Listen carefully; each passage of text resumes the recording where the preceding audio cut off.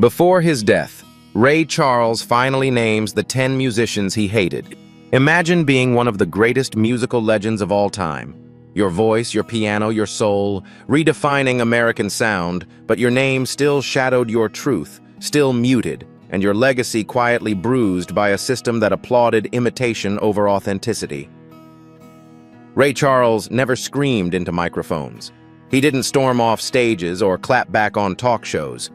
But before he left this world in 2004, he whispered something far more dangerous than a headline. He named names. 10 of them. 10 artists, 10 voices, 10 icons that Ray could never forgive. This isn't your typical diss list. There's no Twitter beef, no backhanded interviews, no superficial drama. What Ray carried was heavier than hate. It was the unbearable weight of memory. A memory of being told his voice was too black for radio, while smoother, whiter voices climbed the same charts with the same songs. A memory of pouring his grief into the piano while others collected the praise for melodies born from pain they never lived. Elvis Presley, Pat Boone, Michael Bolton, Kenny G, George Harrison, Tina Marie, Christina Aguilera, Barry Manilow, Justin Timberlake. Even Billy Graham, a preacher not a musician, made the list. But why? What did they do to be remembered not with admiration but with sorrow and resistance? Ray didn't just sing songs, he sang his blindness, his poverty, his mother's struggle, and every inch of Southern pain that shaped him. So when others with polished voices and palatable faces sang the same tunes to him, it felt like theft in slow motion. This video isn't about canceling anyone. It's about understanding what happens when the soul of music is pushed aside in favor of spectacle. When voices rise on stages, they didn't build echoing stories they never lived. When perfection is praised more than truth. What did Ray Charles really think about the biggest names in soul pop and gospel? What truths did he hold close until the very end? And what do his final reflections reveal about an industry still struggling to honor the originators? Get ready to hear the names. Not from gossip, not from speculation, but from the mind of a man who saw everything, even without his eyes. This is not a rumor. This is not revenge. This is Ray Charles, finally telling the truth. If this story already has your heart pounding, don't forget to hit that like, leave a comment, and subscribe to Legends of Black Excellence, where we don't just tell stories, we remember what others forget.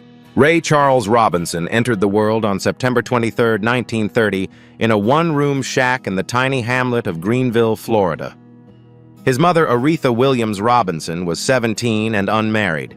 His father, Bailey Robinson, was a wandering laborer who drifted from sawmill to sawmill. Poverty was not an abstract concept for the Robinson family.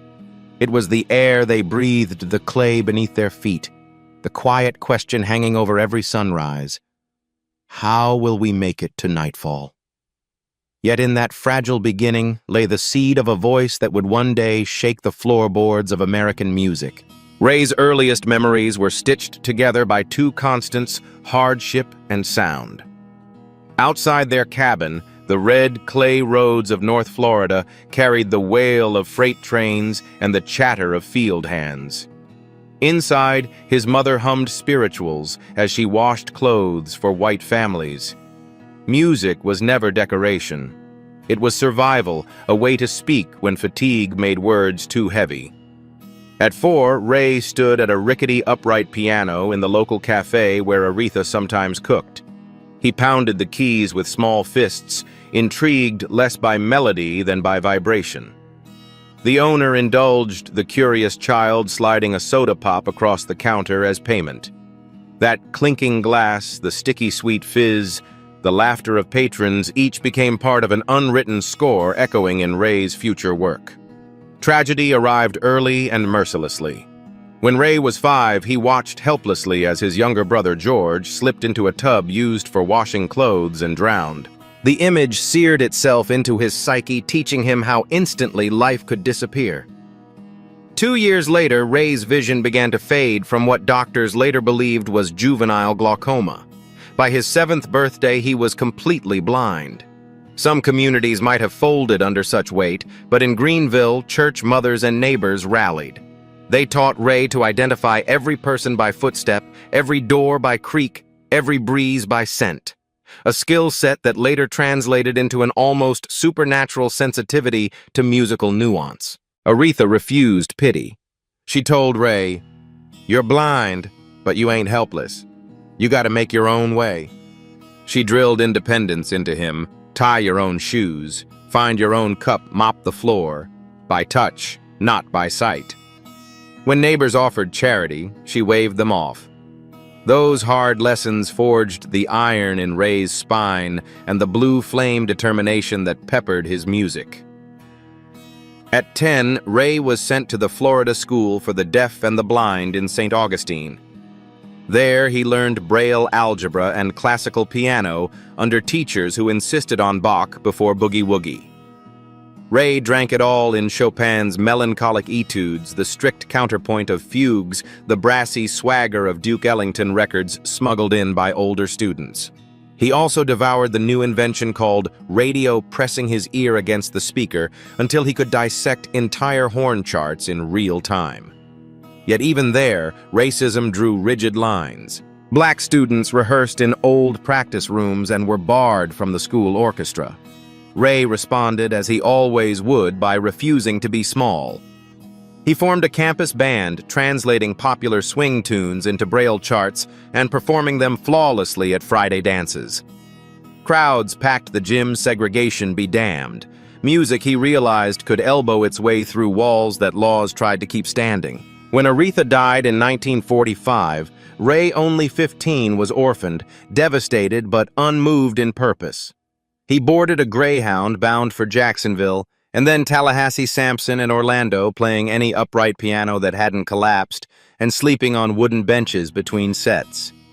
He earned $3 a night, sometimes supper, sometimes nothing at all. Those lean miles refined his timing. He could read a room by its breathing sense, whether dancers needed swing or a slow blues bleed. That sensitivity later informed his studio work, where one misphrased syllable could decide whether a ballad soared or fell flat. In 1948, lured by a letter from a fellow musician, Ray headed as far from the Jim Crow South as a $20 bus ticket would carry him Seattle, Washington. The city's Jackson Street scene was a stew of bebop, jump blues, and Naval Yard money. Ray teamed up with guitarist Gossie McKee and bassist Milton Gaird to form the Maxson Trio, a clever nod to McKee and Son with Ray as the son. They patterned themselves after Nat King Cole's piano-guitar-bass format, but injected a dirt road rawness Cole never dared. Their gigs at the Rocking Chair, the Washington Social Club, and even an impromptu slot on radio station KOL built a loyal local following. Seattle also introduced Ray to modern recording technology. His first single Confession Blues cut for Downbeat Records in 1949 cracked Billboard's R&B Top 5.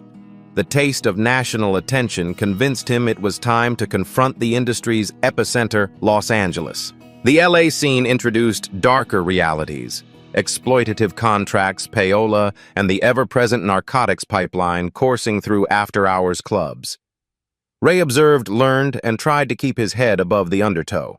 When he signed with Ahmet Ertegun and Jerry Wexler's Atlantic Records in 1952, he negotiated for artistic freedom before he negotiated for money.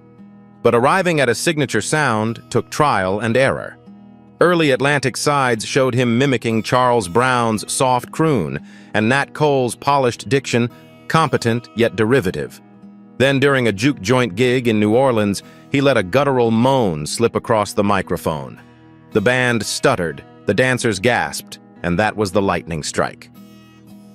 Ray fused gospel call and response with the swampy tremble of Delta blues and the bawdy swing of Kansas City jazz. The result was I Got a Woman in 1954, a record so shocking that churches condemned it from pulpits, even as nightclubs wore the vinyl thin. From there, the hits rolled in like boxcars. Hallelujah, I Love Her, So What Did I Say, Drown in My Own Tears. Each track blurred sacred and secular lines until they were indistinguishable. Ray's voice wasn't pretty. It was truthful, cracked with worldly dust, Yet he framed it with horns that flared like Sunday trumpets and female backing vocals that echoed storefront sanctuaries. For audiences starved for authenticity, the sound was irresistible. For gatekeepers frightened of interracial dance floors, it was dangerous. Radio stations in some southern markets banned the records. Ray accepted the bans as badges. Every prohibition meant he had touched a nerve. Offstage, Ray's iron independence stiffened into outright rebellion against segregation. In 1961, when a promoter insisted he play to a whites-only audience in Augusta, Georgia, he tore up the contract and left town. The venue sued. Ray paid the fine and doubled down, refusing segregated bookings thereafter. That single decision cost him thousands in lost gigs, but earned him lifelong stature in the civil rights community. He also waged a quieter battle for ownership. In 1962, newly signed to ABC Paramount, Ray negotiated a then unprecedented clause, granting him ownership of his master recordings after 7 years, a deal later envied and emulated by countless artists from Prince to Taylor Swift. The label balked, but Ray held firm. He understood that the real revolution wasn't merely musical, but economic. Fame did not dull the ache that first found him on those North Florida dirt roads. Heroin slipped into his life in the early 1950s, initially as a balm for road weariness, soon as a chain. He was arrested for possession in 1961, again in 1964, narrowly avoiding prison by agreeing to clinic-based rehabilitation. Critics predicted the arrests would end his career. Instead, they sharpened his resolve. Within a year of kicking heroin, he recorded Georgia on My Mind, a cerebral strings-laced ode to the state that once denied him restrooms. The song won 4 Grammy Awards and later became the official state anthem, a poetic twist Aretha would have savored. Ray's personal life was equally complex. He married Della Beatrice Howard in 1955, but extramarital affairs produced a total of 12 children with 9 women. The contradictions were glaring. On stage, he preached honesty. Off stage, he juggled secrets. Yet even in domestic chaos, Ray remained devoted to family funding college educations for each child and visiting between tours.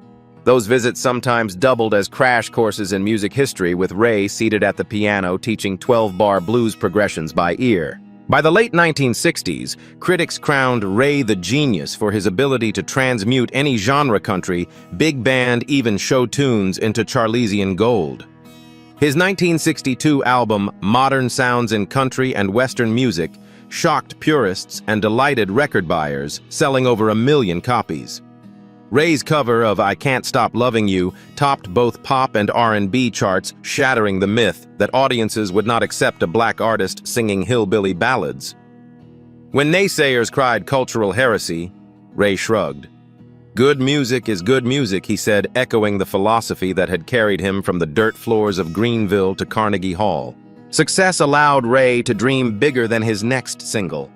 He formed Tangerine Records, signing acts like the Raylettes and Percy Mayfield, and built RPM International Studios in Los Angeles, where he acted as producer-arranger and mentor. He accumulated rare collector pianos, invested in real estate ventures, and eventually controlled a multi-million-dollar empire, an astonishing feat for a black musician who once rode segregated buses to gigs. Philanthropy followed prosperity. In 1986, Ray donated $2 million to endow the Ray Charles Chair of System Design Engineering at the University of Washington, the institution that had first given him honorary degrees for his contributions to music and civil rights. He funded hearing and vision clinics, remembering every denied doctor visit of his rural childhood. The 1990s found Ray decorated with honors. Kennedy Center accolades, the National Medal of Arts induction into multiple halls of fame. Yet beneath every standing ovation was the echo of fights still unfinished over artistic ownership, over racial fairness, over the right to be heard without filters. Those old wounds resurfaced when journalists asked him about younger, blue-eyed soul stars or slick jazz instrumentalists flooding radio playlists. Polite but piercing Ray reminded them and the industry that technique without history was decoration, not art. When liver disease compounded by decades of touring and diabetes confined him to his Beverly Hills home in early 2004, Ray confronted mortality the way he had confronted every other obstacle head-on. He summoned friends, journalists, and protégés, granting raw interviews in which he spoke less about money and awards than about authenticity, about the 10 names that symbolized everything he believed was still broken in music. He rehearsed, recorded, and even laughed in those last months, but the subtext was clear. If he could no longer sit at a piano under hot lights, he would use his final breath to defend the soul he had spent a lifetime rescuing from neglect. Ray Charles died on June 10, 2004. At the funeral held at the First African Methodist Episcopal Church of Los Angeles, BB, King wept openly. Stevie Wonder sang, "I Won't Complain," and the congregation rocked in a sanctified swing that blurred the line between church service and juke joint jubilee exactly as Ray would have wanted. Flags flew at half-staff across Georgia. Congress praised him as a national treasure.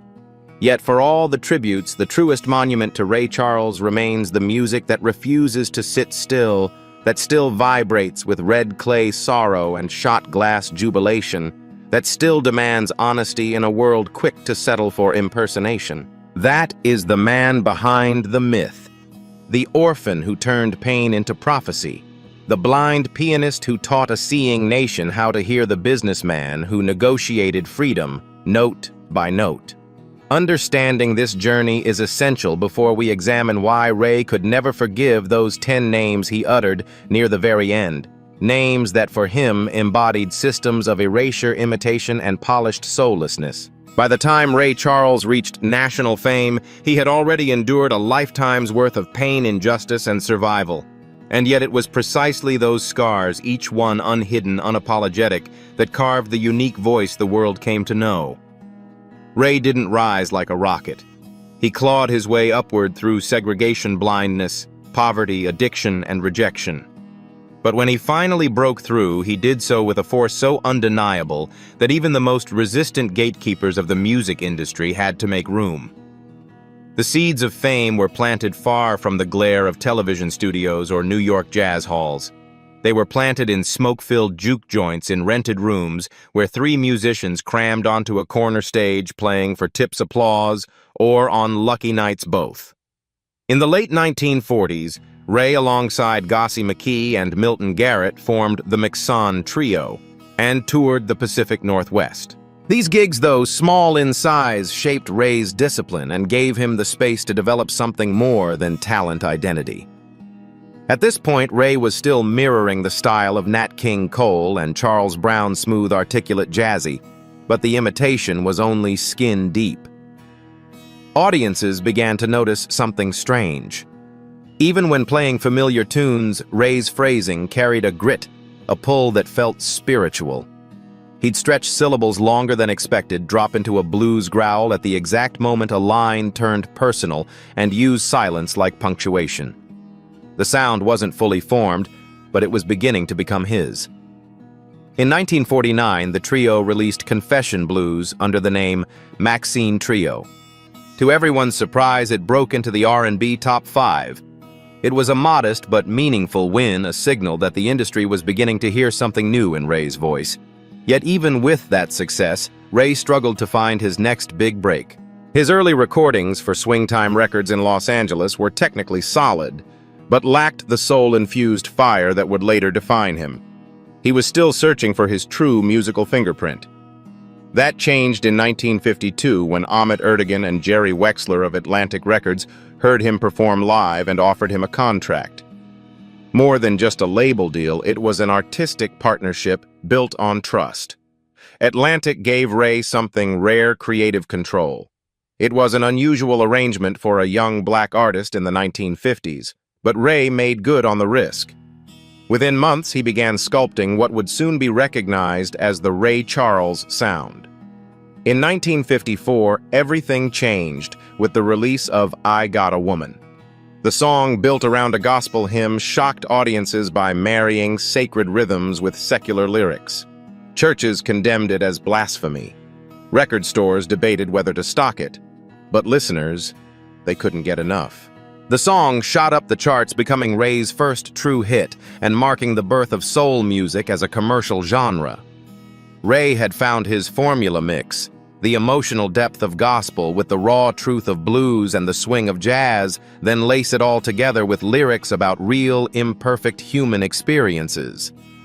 Songs like "Drown in My Own Tears," "Hallelujah, I Love Her So," and "This Little Girl of Mine" followed, each one pushing the boundaries of what black music could be, and fame didn't insulate Ray from America's harsh racial realities. During the 1950s and early 60s, he often toured the segregated South, playing to audiences split by skin color, staying in black-owned motels, and eating in back kitchens. But instead of avoiding confrontation, Ray leaned into it. He refused to play segregated shows. When a promoter in Augusta, Georgia insisted that black patrons sit in the balcony, Ray canceled the concert and left the state. The promoter sued him. Ray paid the fine and never looked back. This act of quiet protest, long before such resistance became mainstream, earned Ray a place in the civil rights movement. He wasn't marching on Washington, but in his own way he was disrupting systems of injustice stage by stage, night by night. In 1959, Ray dropped one of his most iconic singles, "What Did I Say?" Originally a stage improvisation, the song exploded in popularity despite being considered overtly sexual for its time. With its call and response breakdown, suggestive moaning, and relentless groove, the track broke through the R&B barrier and crossed into the pop charts, something very few black artists had done at the time. Ray was no longer just a jazz pianist or R&B singer. He had become a crossover sensation, drawing fans from all racial and musical backgrounds. His appeal lay not in compromise, but in authenticity. He didn't tone down his voice or dilute his lyrics. If anything, he doubled down on honesty, something that was both his weapon and his truth. By the early 1960s, Ray's influence had spread far beyond the studio. He headlined the Apollo, the Fillmore, the Hollywood Bowl. He toured Europe, performing before audiences who didn't understand English but still felt every note. In Paris, critics called him the Black Mozart. In London, he inspired a young generation of musicians from Mick Jagger to Elton John, who would later cite him as the single greatest influence on their sound. Just when critics tried to box Ray into soul, he kicked the box open. In 1962, he released Modern Sounds in Country and Western Music, an album that stunned everyone. A black artist recording country standards. It sounded absurd until it sold over 1 million copies. His version of "I Can't Stop Loving You" topped both the pop and R&B charts and became one of his biggest commercial hits. Ray didn't just cover country songs, he transformed them.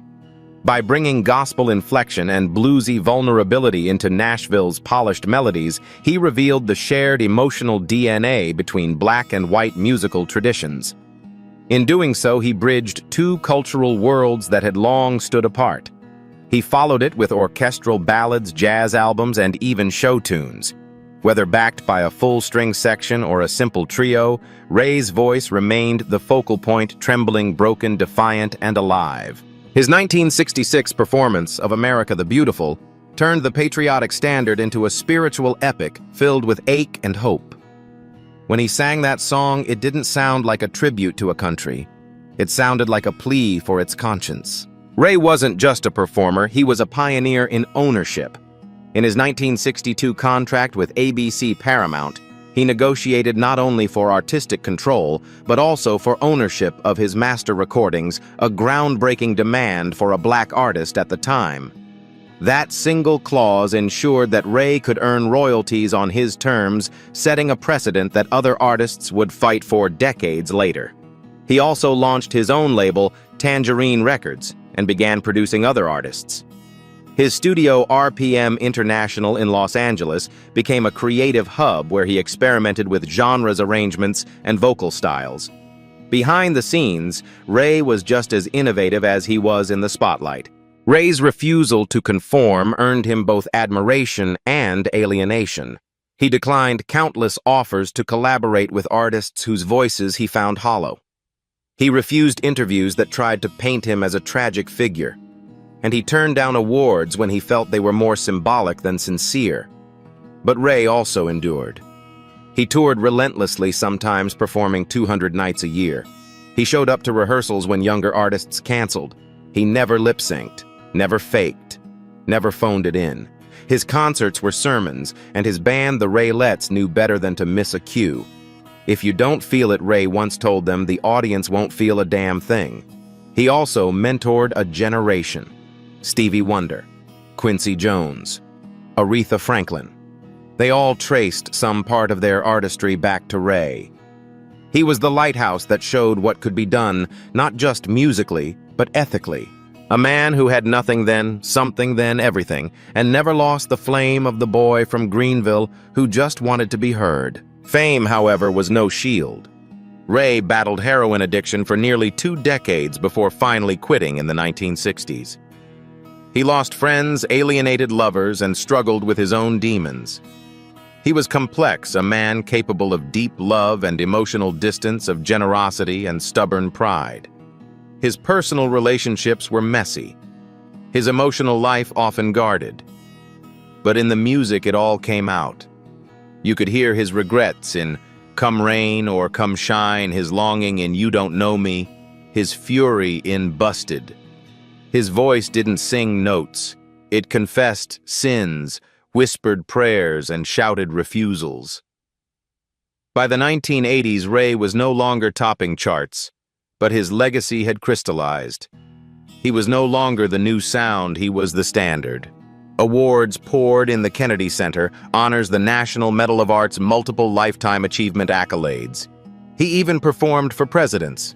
But perhaps the most telling moment came when Georgia declared, "Georgia on My Mind," its official state song decades after it once wouldn't play him on the radio. Even as his body weakened, Ray stayed on tour, stayed in the studio, stayed vocal about the industry's failures. He watched as younger, shinier, safer voices claimed the genre he had carved from raw wood and fire. He didn't name names then, not publicly. But those who knew him say he carried a list of voices he couldn't forgive, not for singing, but for what they stood for. That list, the one we're about to explore, wasn't a vendetta. It was a eulogy. A final act of defiance from a man who had spent his entire life building something real in an industry full of replicas. A warning that soul, once diluted, might never come back. Ray Charles was called many things in his lifetime. The genius, the high priest of soul, a trailblazer, an icon. But behind the stage lights, behind the dark glasses and that electrifying grin, lived a man whose pain never quite left the room. His music carried the thunder of survival, but his life off stage was filled with silent contradictions and a deep spiritual fatigue. Ray's dark side wasn't theatrical. It didn't unfold in front of flashing cameras or scream for attention. It showed itself in the choices he made when no one was watching. It whispered through his solitude, his relationships, and the way he quietly carried betrayal. Especially the betrayal of a system that embraced his voice while distancing itself from his truth. For Ray, blindness wasn't just physical, it became symbolic. He often spoke about seeing with his ears, but there were some things he never wanted to hear again. The splash of his little brother drowning the hum of racism in the segregated South, the sound of radio stations playing other men's versions of songs he knew by heart. These traumas, buried beneath his success, haunted him well into his final years. In public, Ray radiated control.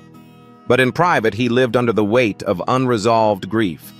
His mother's death when he was just 15 left a wound that never fully closed. She was his teacher, protector, compass, and the last person who ever demanded he be strong for no one but himself. After she died, Ray hardened.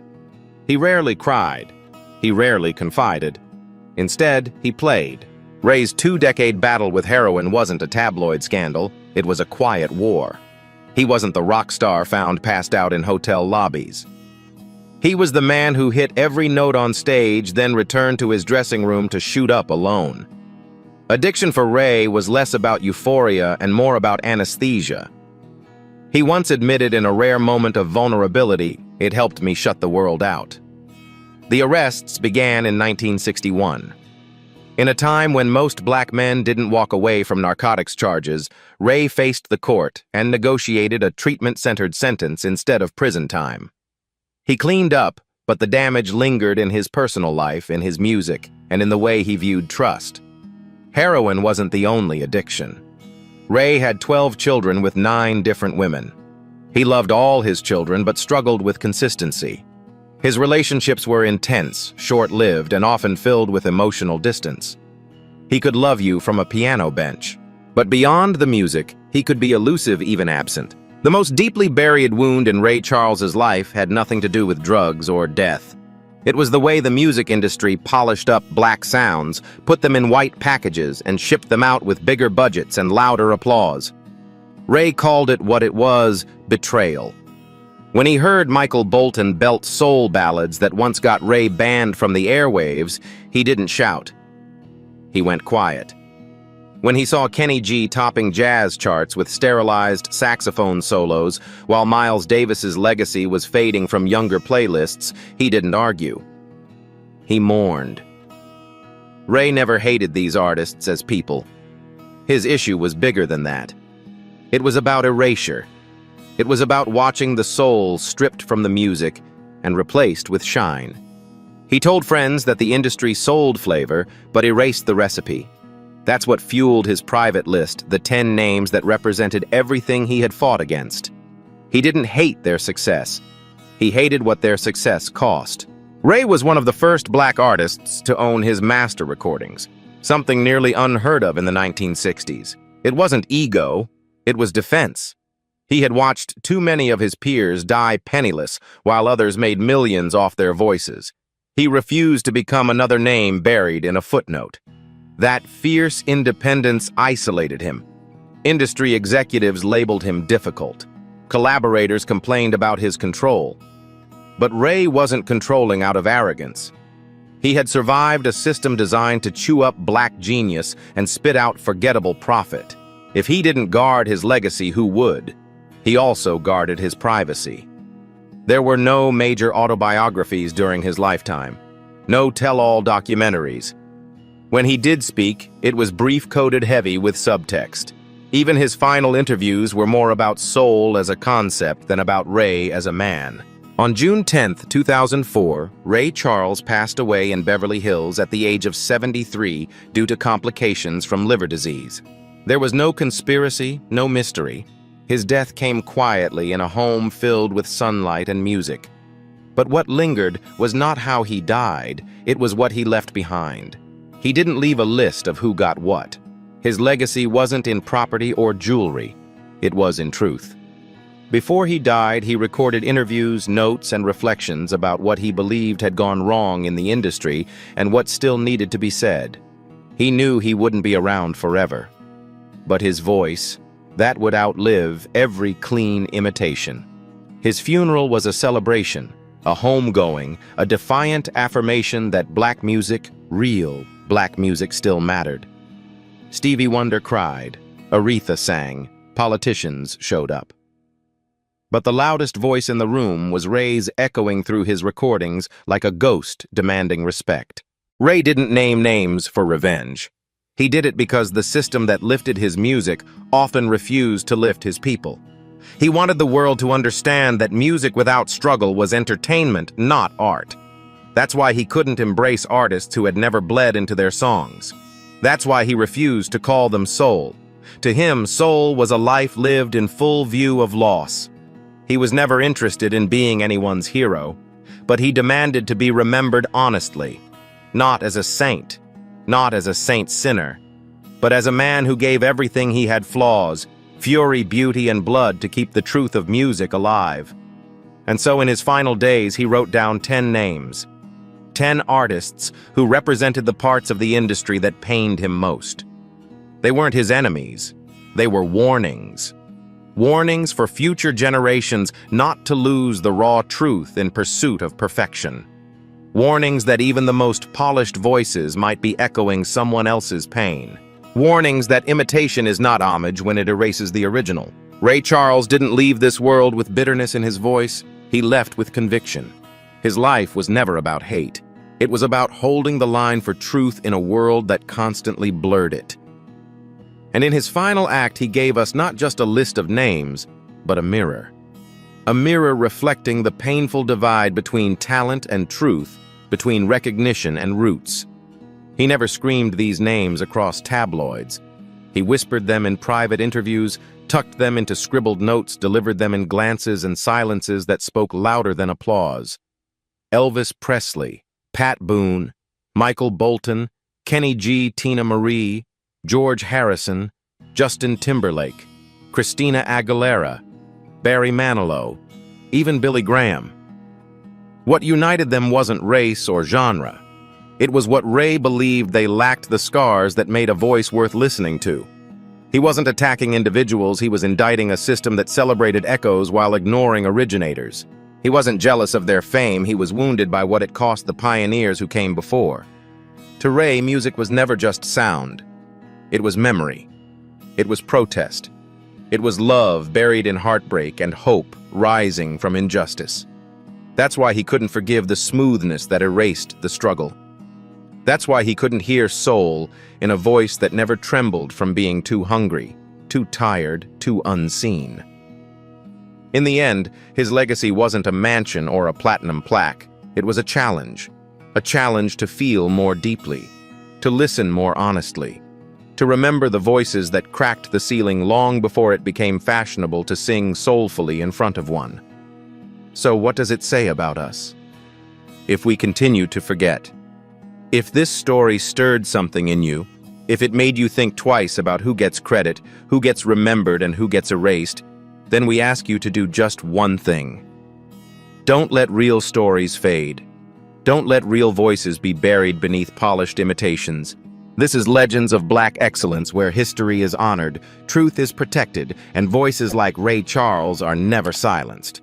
Like this video, subscribe, and tap the notification bell to stay connected with the real stories, the buried truths, and the legacies that shaped the soundtracks of our lives. And drop a comment below. Which name on Ray's list surprised you most? And do you think soul music today still carries soul? Or just style?